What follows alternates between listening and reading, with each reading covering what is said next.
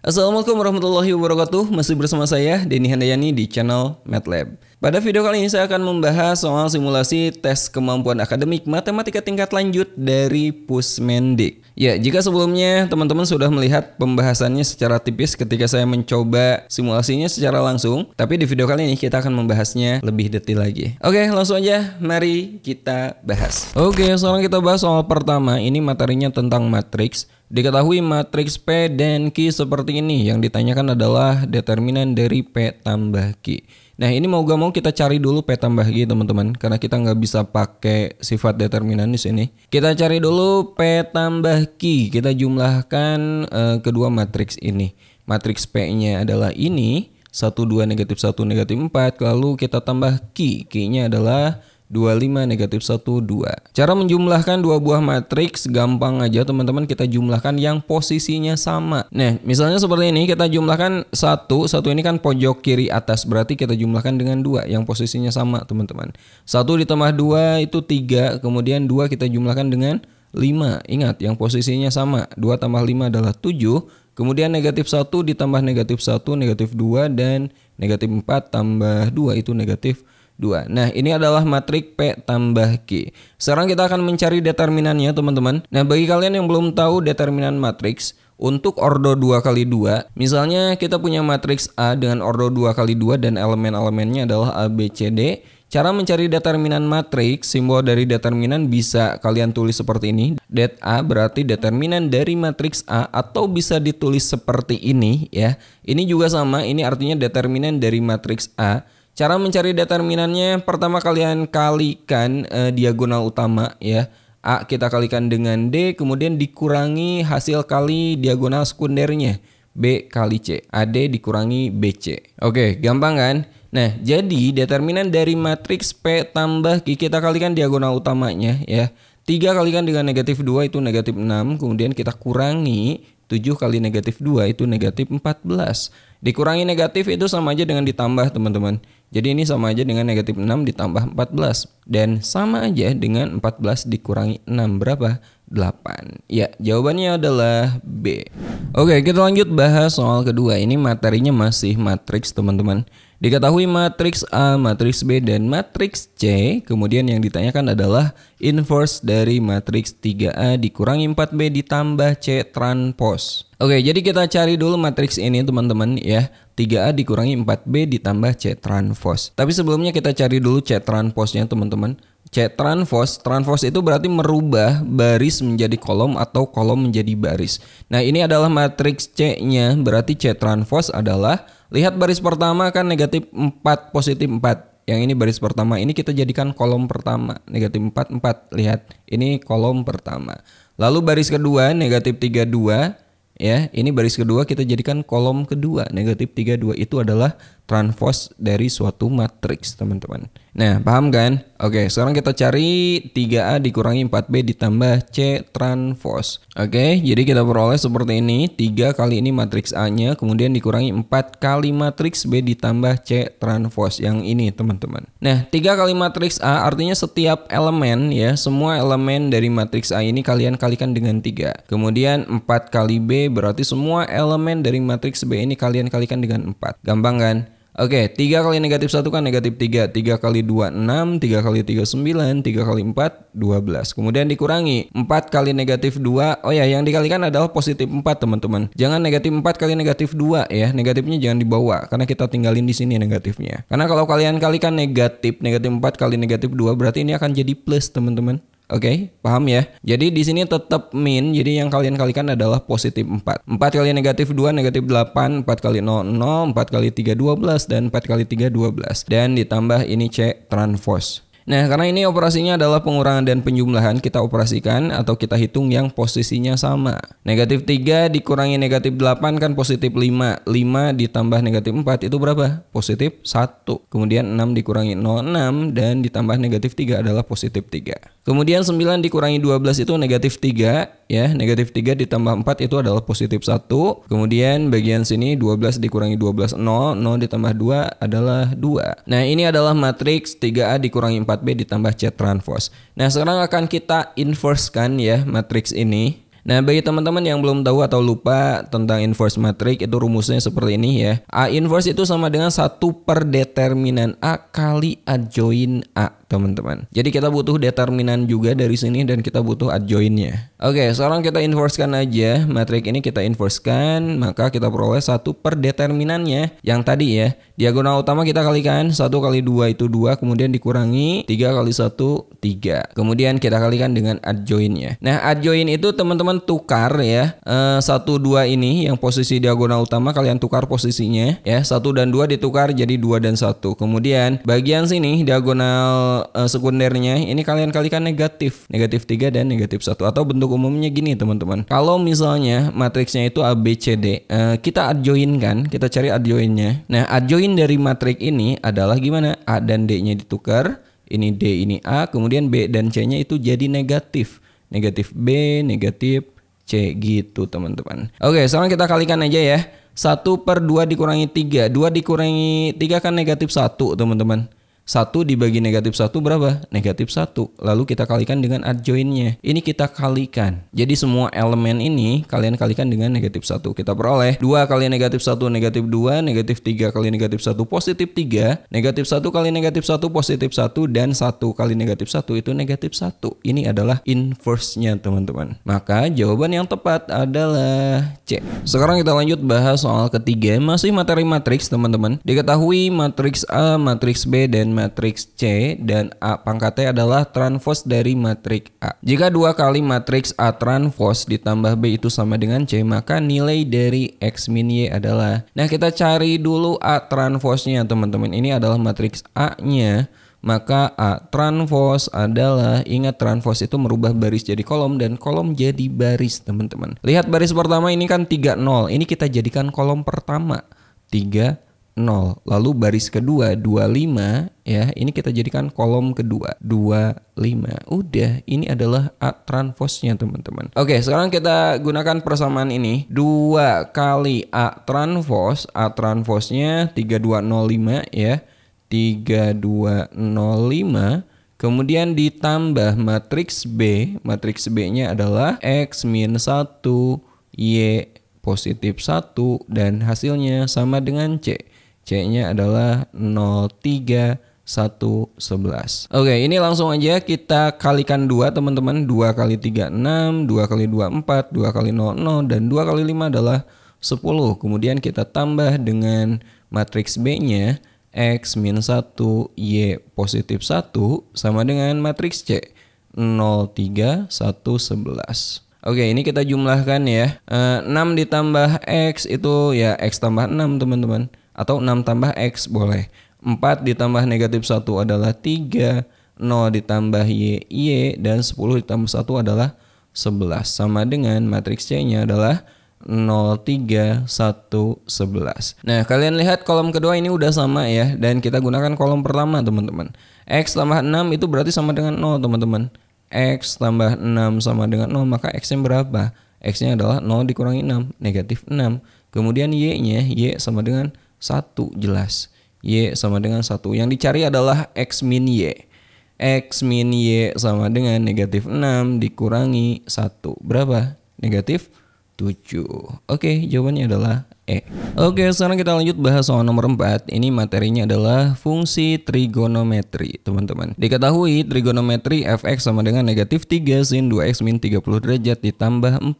Pertanyaannya, periode fungsi fx adalah... Nah, coba kalian perhatikan persamaan dari fungsi trigonometri ini. Ya, kita buat bentuk umumnya seperti ini.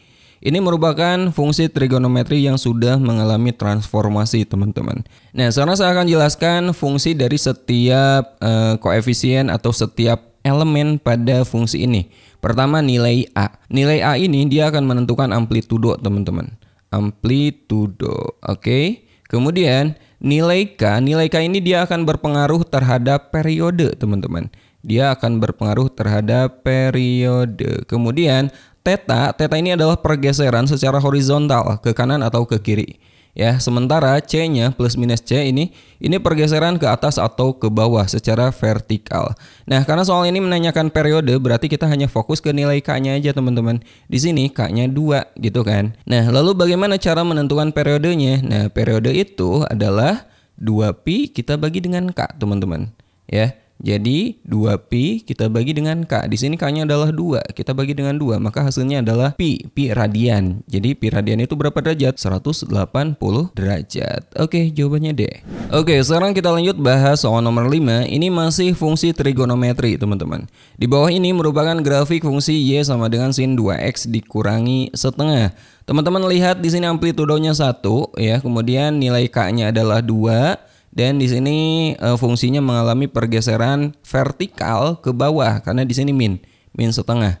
Langkah pertama kita tentukan dulu periodenya, teman-teman. Masih ingat yang tadi ya, periode itu adalah 2pi kita bagi dengan K. Di sini K-nya adalah 2, berarti 2pi dibagi 2. 2pi kita bagi 2, maka periodenya adalah pi. Artinya satu gelombang itu adalah sejauh 180 derajat atau pi. Nah, sekarang saya gambarkan dulu grafik untuk fungsi Y sama dengan sin 2X, teman-teman. Sin 2X di mana K-nya adalah 2, kurang lebih gambarnya seperti ini. Ini sumbu X dan ini sumbu Y.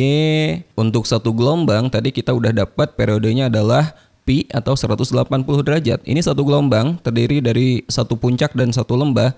Ini ditempuh sejauh pi periode, teman-teman. Nah, untuk fungsi sin 2X ini amplitudenya kan 1, berarti nilai maksimumnya itu adalah 1 dan nilai minimumnya adalah negatif 1. Ini adalah grafik untuk Y sama dengan sin 2X. Sementara soal ini menanyakan grafik untuk fungsi Y sama dengan sin 2X dikurangi setengah. Nah, pengurangan dengan setengah ini menunjukkan dia mengalami transformasi berupa pergeseran ke bawah, teman-teman, sejauh setengah. Nah, jadi jika ini merupakan grafik Y sama dengan sin 2X, maka grafik untuk Y sama dengan sin 2X min setengah mengalami pergeseran sejauh setengah ke bawah, teman-teman. Jadi ini bergeser. Maka nilai maksimumnya berapa? Karena pergeserannya setengah, nilai maksimumnya pasti berkurang setengah kan?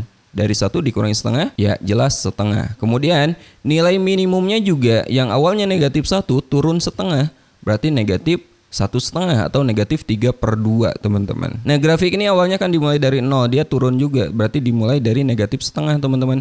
Kita cari grafik yang sesuai. Coba lihat yang A, ini dimulai dari negatif setengah, tapi nilai maksimumnya positif setengah. Sesuai nggak? Sesuai. Tapi lihat nilai minimumnya. Nilai minimum itu kan negatif 3/2, teman-teman. Artinya dia nggak akan lebih bawah dari ini. Sementara di opsi jawaban A, ketika negatif 3/2 Y-nya, grafiknya ada masih ke bawah kan. Nah, ini berarti tidak sesuai. Berarti bukan ini, teman-teman. Yang B ini jelas salah. Lihat maksimumnya 3/2. Kemudian yang C ini maksimumnya juga 3/2. Ini jelas salah. Yang D ini, wah ini salah banget. Ini bukan ya. Kita lihat yang E, dimulai dari negatif setengah. Betul, maksimumnya adalah positif setengah.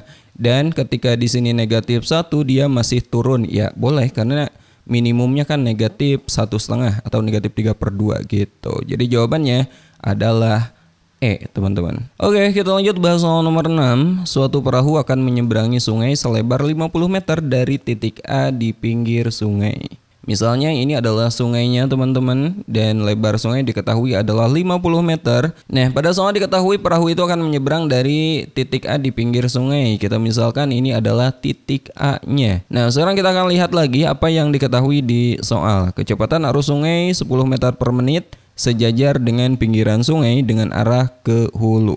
Misalnya ini adalah arah arus sungainya. Nah, diketahui kecepatan arus adalah 10 meter per menit, teman-teman. Kita sebut aja VA ya. Kecepatan arus adalah 10 meter per menit. Lalu diketahui juga kecepatan perahu 20 meter per menit dengan arah tegak lurus dengan arah arus sungai.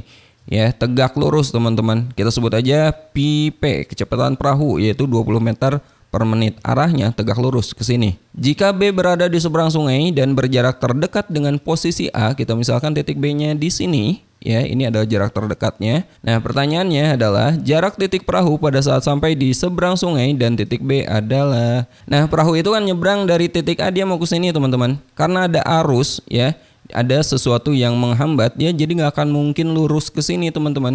Perahu dari sini dia kemungkinan akan ke sini. Kita misalkan dia sampai di tepi sungai, kita sebut aja ini adalah titik C. Jadi kita akan mencari berapakah jarak dari B ke C. Nah, untuk menjawab soal ini, pertama kita cari dulu waktu tempuh perahu sampai di seberang, teman-teman.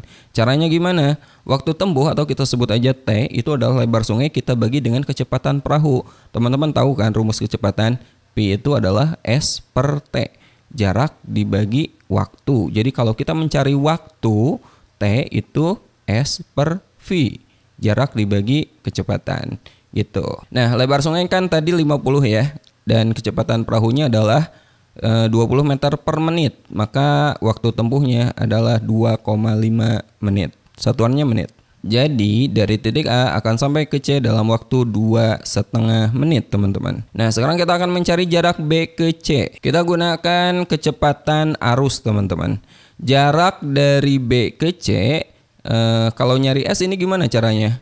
S itu adalah V kali T gitu kan. Nah, maka jarak dari B ke C kita gunakan rumus ini. S sama dengan kecepatan arus kita kali dengan waktu. Kecepatan arus ini kan searah arus kan. Kecepatan arusnya berapa? 10 dan T-nya adalah 2,5. Maka jarak dari B ke C adalah 25, satuannya meter. Jawabannya adalah D. Oke, sekarang kita lanjut bahas soal nomor 7. Ini materinya tentang lingkaran. Diketahui persamaan lingkaran seperti ini, teman-teman. Kemudian di antara 5 pernyataan berikut tentukan pernyataan yang benar. Jawaban bisa lebih dari 1. Yang pertama, lingkaran tersebut berpusat di 1,3. Nah, kalau bentuk lingkaran seperti ini, teman-teman, bentuk umum, nyari pusat itu gampang. Teman-teman lihat bagian sini ya. Untuk mencari pusat, kalian bagi koefisien dari X dan Y ini dengan negatif 2. Sekali lagi, untuk mencari pusat, kita bagi koefisien X dan Y-nya dengan negatif 2. Jadi kita peroleh negatif 6 dibagi negatif 2 kan positif 3. Negatif 2 dibagi negatif 2 positif 1. Jadi pusatnya itu adalah 3,1. Jadi ini salah, teman-teman. Kemudian pernyataan kedua, panjang jari-jari lingkaran tersebut adalah 6 satuan. Nah, untuk mencari jari-jari kita gunakan rumus ini, teman-teman. R itu sama dengan akar dari A kuadrat ditambah B kuadrat dikurangi C. Di mana A dan B adalah koordinat pusatnya, teman-teman. Jadi di sini A-nya 3 dan B-nya 1. Jadi kita substitusikan. A-nya 3, 3 dikuadratkan, ditambah B-nya itu 1, 1 dikuadratkan, kemudian dikurangi C. C-nya yang ini, teman-teman, negatif 26. Ya, jadi kita peroleh jari-jarinya adalah 3 dikuadratkan 9, ditambah 1 dikurangi negatif 26, jadi tambah 26. Berapa? 9 tambah 1, 10, 10 tambah 26, 36. Akar 36, 6. Jari-jarinya adalah 6 satuan panjang. Benar ya? Jadi pernyataan kedua ini benar. Kita lanjut ke pernyataan ketiga. Jarak pusat lingkaran dengan sumbu X adalah 3. Jarak pusat ke sumbu X itu adalah nilai ordinatnya, teman-teman. Nilai Y-nya. Jadi jarak seharusnya adalah 1, bukan 3. Atau biar jelas kita gambarkan aja, teman-teman, koordinat pusatnya. Misalnya ini adalah sumbu Y. Ini sumbu X. Koordinat pusat itu kan 3,1 ya. 1, 2, 3, 1. Nah, pusatnya itu di sini, teman-teman, pusat lingkarannya. Lihat, jarak ke sumbu X itu ini nih. Jarak ke X, ini kan 1 kan. Ini 3. Jarak ke sumbu X ini adalah 1. Satu satuan. Jadi yang pernyataan ketiga ini salah. Lihat pernyataan keempat. Jarak pusat lingkaran dengan sumbu Y. Jarak pusat ke sumbu Y adalah nilai X-nya. Nilai absisnya, teman-teman. Jadi jaraknya harusnya 3. Di sini 1.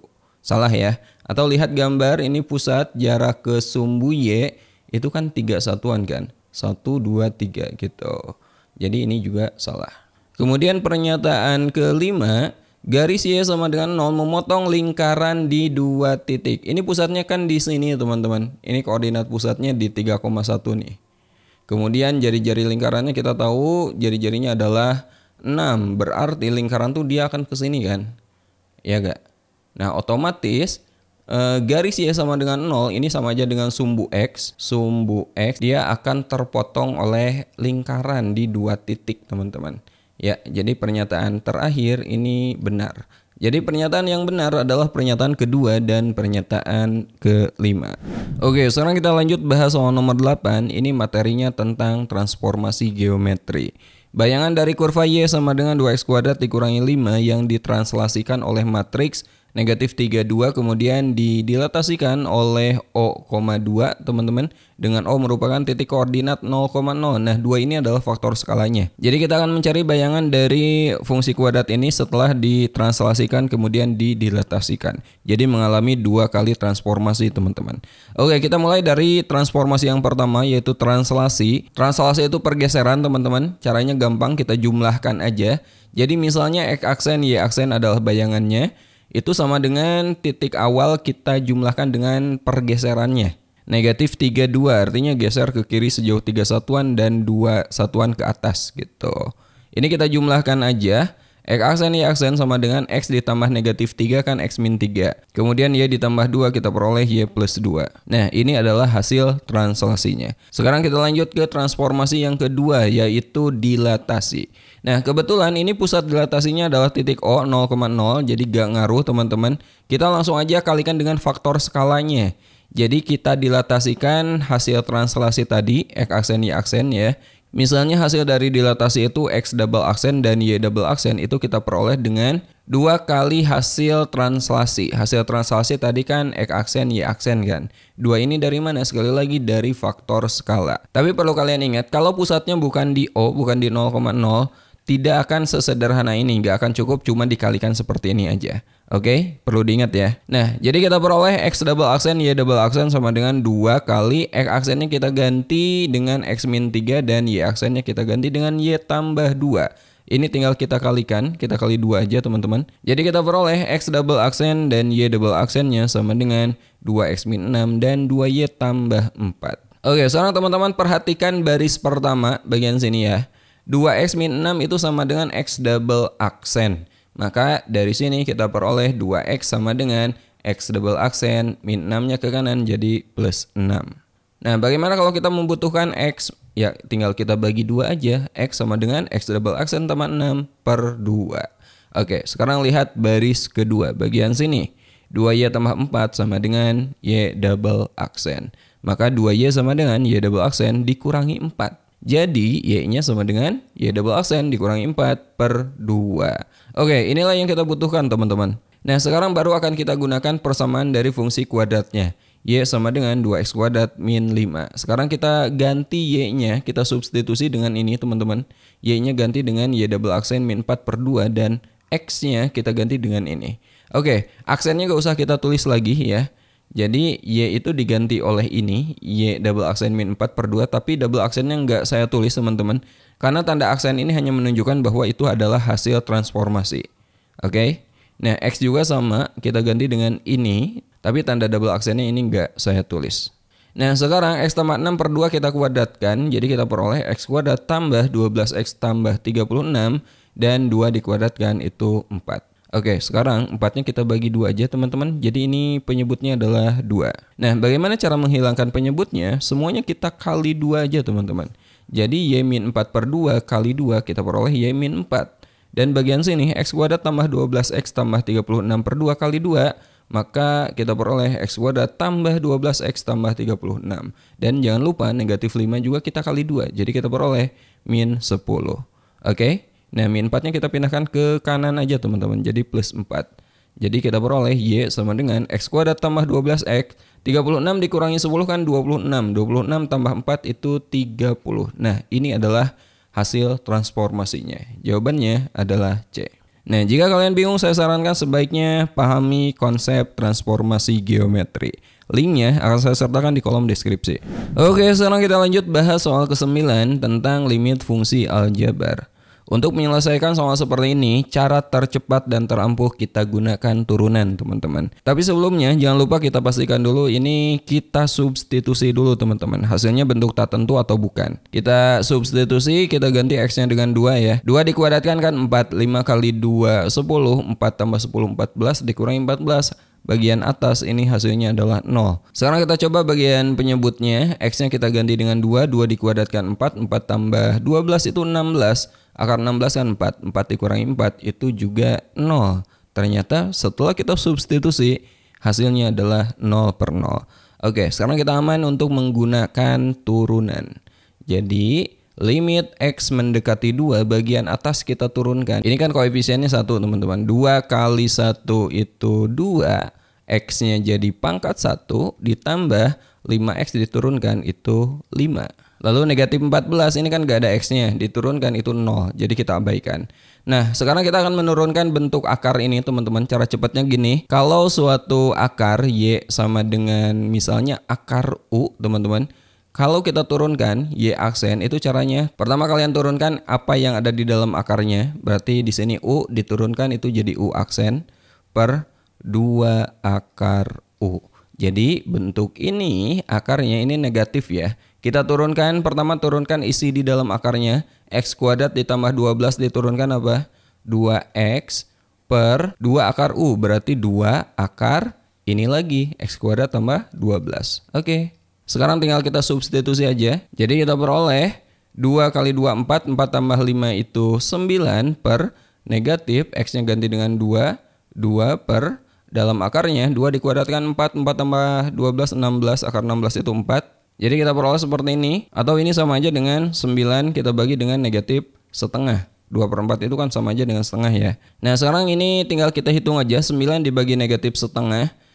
Kalau pembagian dengan pecahan itu kita ubah jadi kali. Tapi pecahannya posisinya dibalik teman-teman ya. Jadi negatif 1 per 2 kita ubah menjadi negatif 2 per 1. 9 kali negatif 2 negatif 18 dibagi 1 negatif 18. Jawabannya adalah A.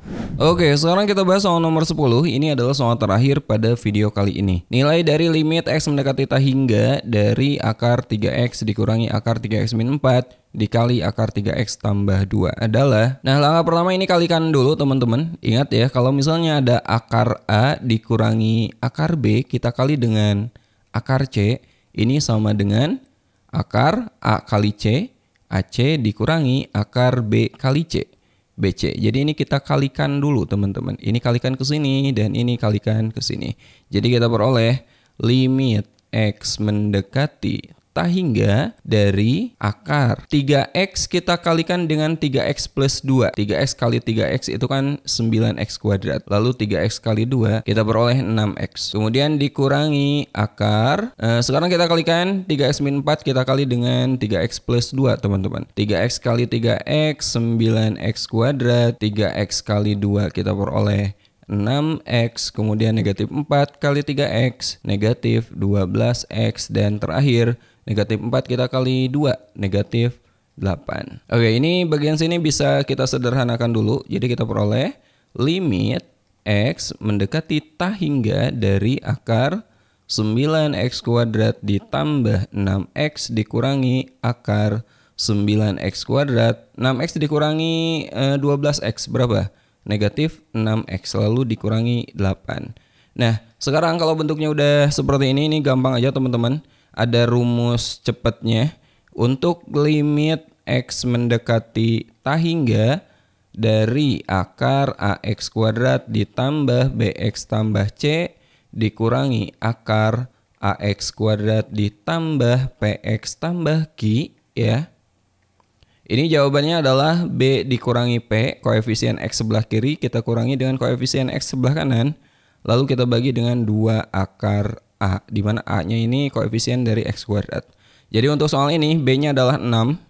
6 dikurangi P-nya adalah negatif 6.